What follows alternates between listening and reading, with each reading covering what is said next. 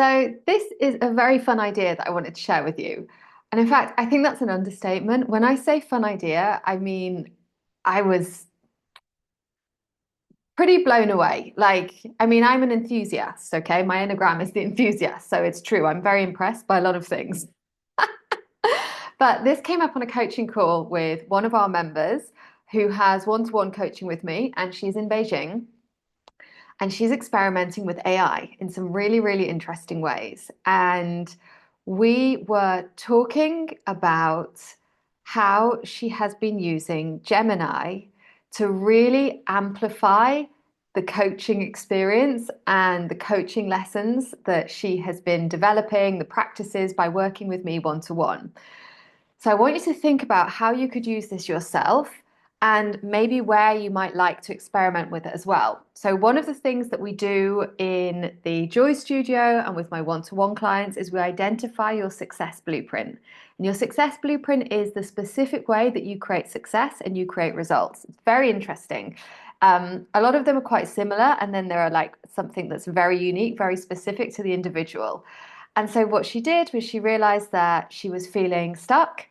She didn't have a coaching session with me for another week. And so she asked Gemini to help her evaluate where she was getting stuck using her success blueprint, right? And they were able to pinpoint how she wasn't applying one of the steps to her creativity.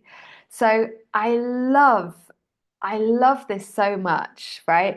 We want to be really conscious of how we use AI in terms of our personal development and our coaching. It can be an incredible amplification, right? It can help us to identify our blind spots when we don't have a coaching session with a person or with a friend.